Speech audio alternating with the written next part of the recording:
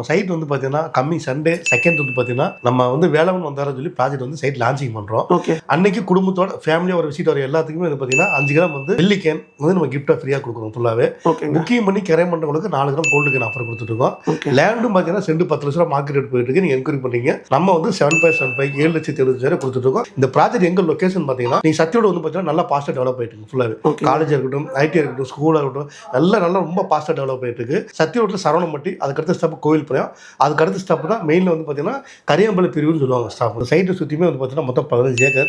அந்த 15 ஏக்கரையும் வந்து பார்த்தீங்கன்னா total compound holes, total compound whole.